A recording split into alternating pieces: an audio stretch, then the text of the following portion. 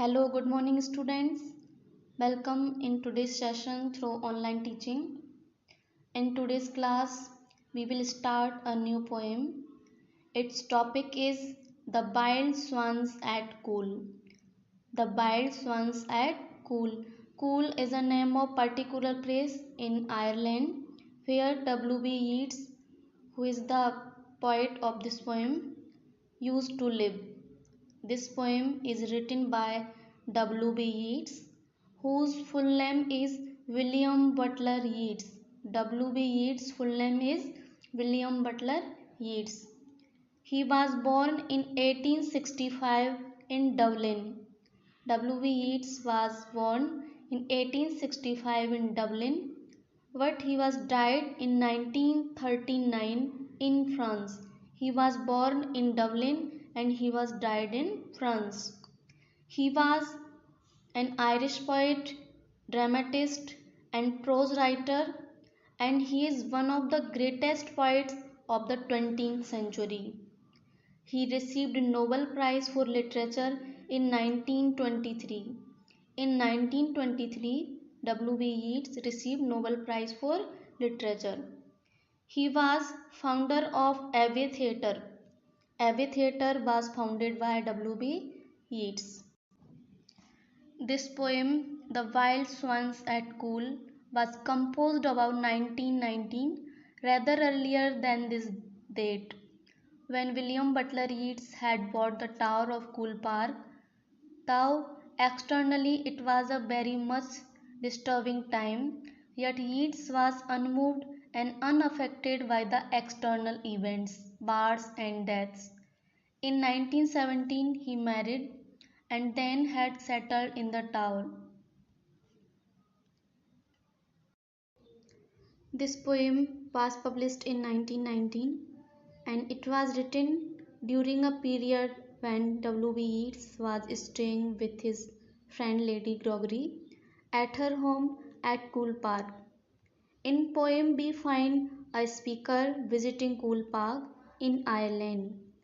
Here he observes a large group of swans, comparing the present moment to his first visit to the park 19 years ago.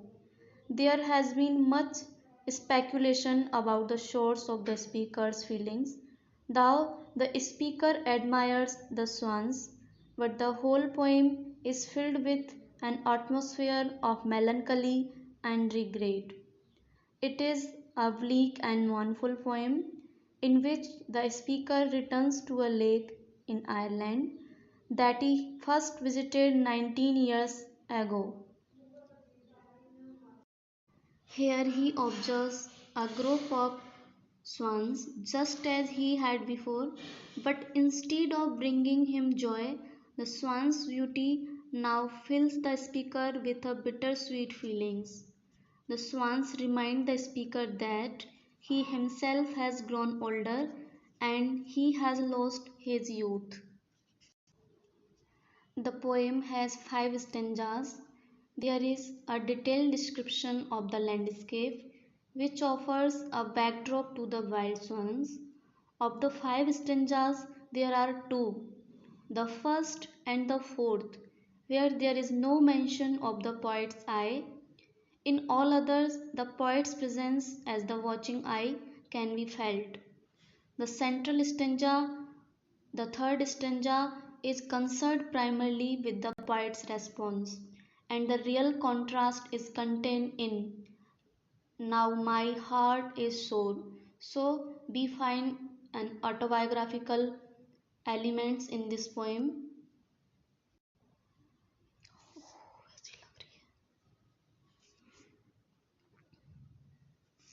In the first stanza, the poet is staring at the familiar group of 59 swans moving together in loving pairs or flying up on noisy wings. The poet was studying Wordsworth at that time. Wordsworth's influence is clear here, but the mood of the poet is not Wordsworthian. In these lines, the poet first describes automatic beauty. The setting of the poem is autumnal season. It is the month of October. The poet sees the swans in a lake at cool, near the paths in the forest. The poet presents the loveliness and charm of nature in October month. The paths of jungle are dry and the trees appear beautiful in autumn season. The sky is clearly reflected in the water of the pool in the pleasant light of the evening. Among the stones near overflowing water of the lake, the poet observes 59 spotless white swans. There are 59 swans in the 19 years has come since the poet first saw the swans and counted them. Before 19 years, the poet counted the swans and there were 59 swans. Suddenly all the swans soared and scattered, wheeling in great broken rings upon their wings, creating noise. The scene of the brilliant swans upon the water and in the sky makes the poet very happy. He has been observing them for the last 19 years. The poet sees the swans rising up in the air. They don't fly, they at once rise up in the air upon their noisy wings. In next line, the poem runs on the contrast between the change which has come over the poet and the wild spirit of swans which has defied the effect of time. The poet says that 19 years back he had first counted these swans at cool. He has been doing so every autumn.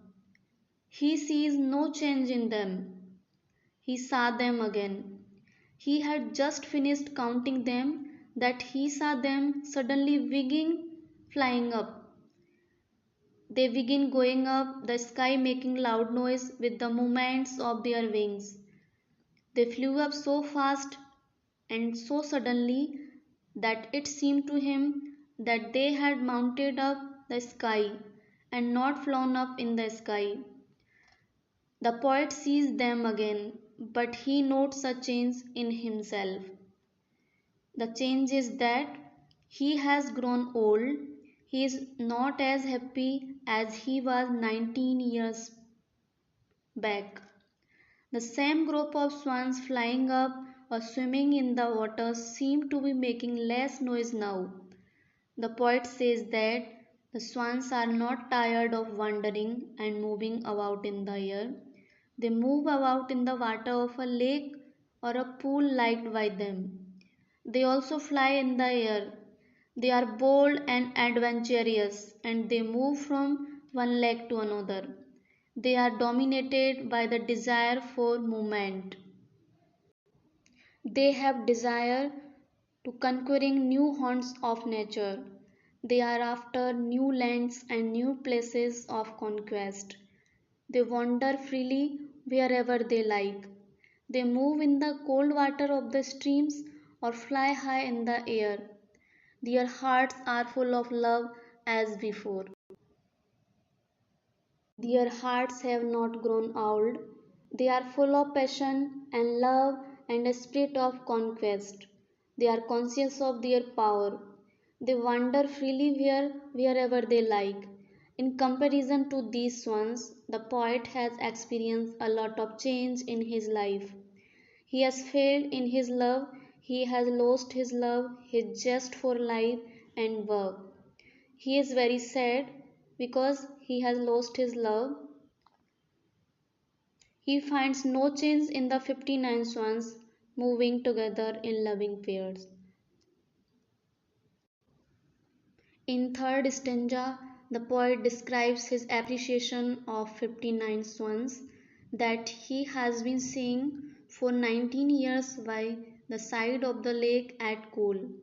The poet is deeply impressed by their beauty. These are the concluding lines of the poem. The poet sees the swans very year. He finds no change in them. They are as fresh and full of love as before. They are unwearied. They move in water and fly up as they did before. However, the poet is sure to think of the change that has come to him. In the background is W.B. Yeats' late frustration in love for Maud Gonne and Iseult Gone. The poet saw the swans in water. The swans drifted on the still water of the lake. They appear mysterious. The poet says swans as mysterious one. They are adventurous as before. They move in water. They can fly in the sky. They are as they were 19 years before. They have no change. They are quite adventurous. They might go and move on the water of some other lake or pond. It is quite possible that one day when he wake up in the morning and go to the lake he may not see them. The poet says he does not know where they will go and delight men's eye. The swans are never tired either in cold water or in the air. They are bold and are dominated by the desire for movement and conquering new haunts of nature. They are always on the move after new lands and new places of conquest. By contrast, the poet has grown old. He has lost his adventurous spirit. The swans are not mere objects of nature, they are symbolized. Swans represent immortality. They unite the time with timeless, temporal with eternal. They are symbolic of life force, unity of transitionary with permanence, and the poetic inspiration or imagination. Thus, they are represented as powerful and vigorous. So, students, the poem presents a natural scene and also describes the beauty of the swans, and it also deals with death and immortality. The swans in this poem are symbol of immortality. They unite the time with timeless, temporal with eternal. In this poem, we find that the swans are symbolic of life force, unity with permanence, and the poetic inspiration or imagination. The swans are vigorous and powerful. In the last stanza, the poet calls them mysterious and beautiful. He puts the question as to where they will be when he finds them someday flown away. The third stanza of the poem is the central stanza of the poem. It is concerned primarily with the poet's response. The real contrast between the happy world of the swans and the changing of the poet is contained in the line, "And now my heart is sure." In this line, we find autobiographical element. The poem runs on the contrast between the change which has come over the poet and the wild spirit of the swans which has defied the effect of time. He has looked upon the swans, he finds them moving and going to some other place. The poet does not know whom they are going to delight now. We find a contrast between the carefree life of the bird of the woods and the nature with that of human life, where sorrows and losses leave their mark. There is a detailed description of the landscape which offers a backdrop to the wild swans. Of the five stanzas, there are two, the first and the fourth, where there is no mention of the poet's eye. In all the others, the poet's presence as the watching eye can be felt. In one sense, they stand for the life force. Their hearts do not grow old. They find the streams companionable despite their coldness. Passion and conquest attend them unsought, and their vigor is such that they climb the air instead of flying through it. In another sense, the swans stand for the union of time and the timeless, as the dancer symbol does in the last poem of the collection. In a third sense, they stand for inspiration, building by the lake's edge where the wind blows among the reeds. The poet awakes into reality to find them gone, but perhaps the dream which they inhabit remains at his calling, and perhaps the shores of the life die in the dreams of the poetry.